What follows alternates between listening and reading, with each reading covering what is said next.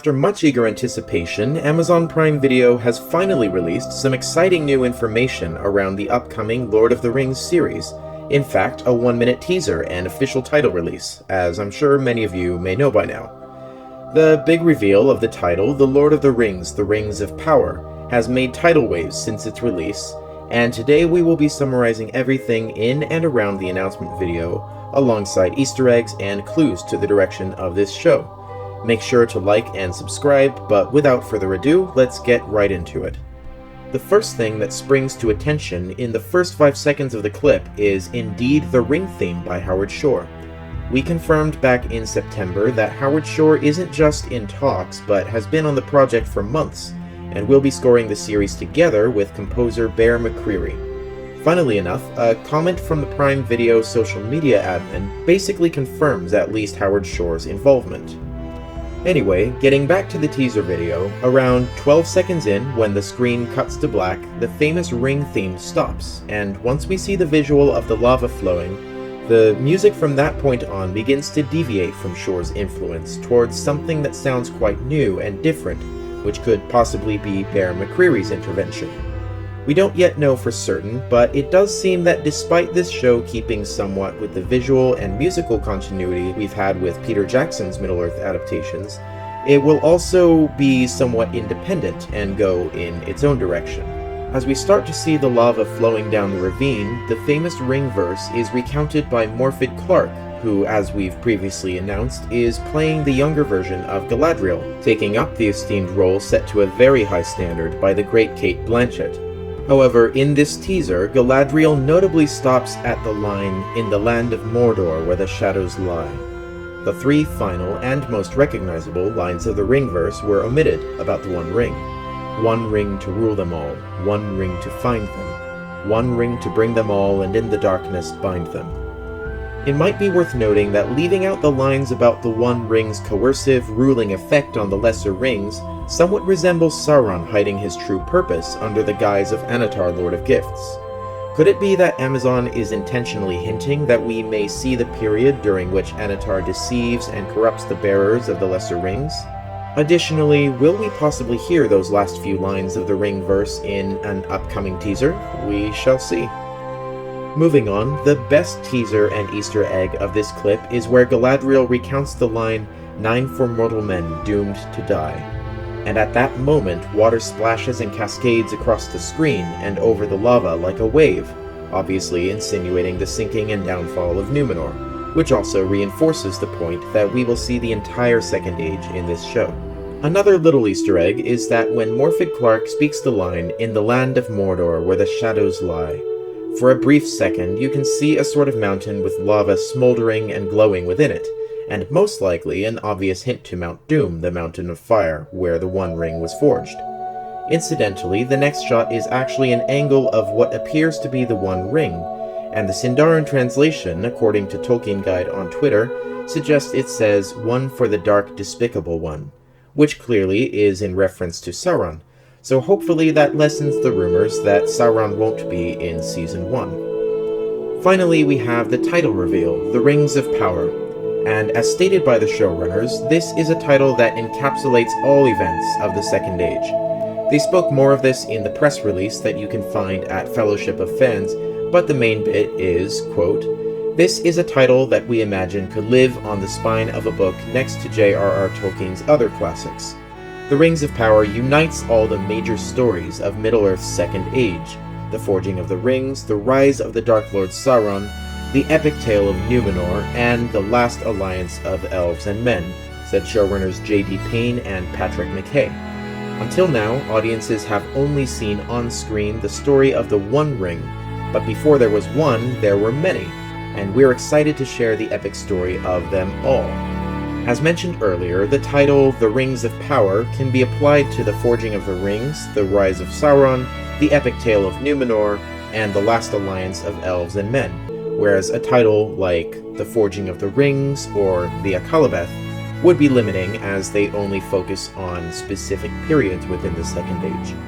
Which, of course, leads on to the second point, that we are getting the entire Second Age, and not just a show based on the Forging of the Rings or the downfall of Numenor. But the interesting thing here is that Isildur and Celebrimbor are reportedly both in Season 1, so this is looking like possibly a time compression, or a situation in which we have parallel storylines happening at the same time. Because despite being faithful to the lore, having a massive time jump mid-show would be highly inefficient and potentially jarring for casual viewers. It seems reasonably safe to assume that Amazon would not be very likely to take such a huge risk of alienating or confusing viewers on their future flagship show. However, a key point from the statement by showrunners J.D. Payne and Patrick McKay is that they mentioned, "But before there was one ring, there were many, and we're excited to share the epic story of them all." Hopefully this either confirms or at least sets the expectation that we may see the Nazgul and the corruption of the 9 ring wraiths in the show, which is truly a fan-favorite expectation at the moment, and reference to the epic story of them all suggests that we will see the distribution and the effects of all the 20 rings, including the 9 given to the men doomed to die. Another Easter egg that cropped up was around the rating of the show. In some countries, we've learned it's been rated 16+, and in others, it's been rated 14+. But those ratings depend on each country and how Amazon rates their own show. If you translate it to the official TV guidelines, the show will most likely be TV-14, which was similar to The Wheel of Time, which translated to Amazon's ranking is 16+. This rating is fitting for a show based on a lot of the really dark storylines which the Second Age is full of, including Celebrimbor's body hung on a banner, the sacrifices and cults of Melkor, and the incestuous relationship of Ar-Pharazôn and Miriel. So it justifies a rating that level, but luckily scenes of any sexual nature would be really hard to incorporate with that rating in place, which is ultimately a good thing because many fans have expressed their fears that this show might incorporate sexual content in order to establish a similar edgy, grimdark tone like other fantasy shows such as Game of Thrones.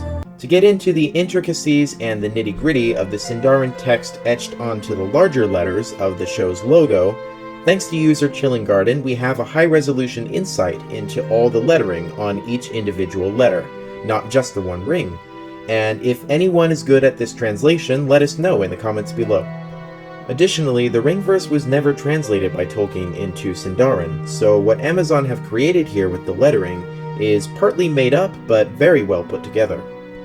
Finally, one of the niche touches of the whole creation of this title release clip is that it was made using practical effects, not made with CGI. IGN released a behind-the-scenes video which went through the entire process of them literally pouring lava and having water flow across the wooden background, which is notoriously very hard to achieve using a camera. It was even stated that the camera lens couldn't get too close to the molten metal, or it could heat up and melt. Additionally, this was completed with the help of highly acclaimed and skilled Douglas Trumbull, who is renowned for his excellent macro photography work, of which this is a brilliant showcase. This has, in turn, sparked many fans' curiosity about whether the same preference for practical effects over CGI may be the approach taken by the crew of this series. As a final Easter egg, coincidentally, Emma Horvath, who we reported to be playing Isildur's sister, Karine, posted the title reveal clip on Instagram like all her fellow cast members, but with the emoji caption of an ocean wave. Of course, this one is at the end of the video because it's the most minor one, but an interesting nod and off-the-record Easter egg nonetheless.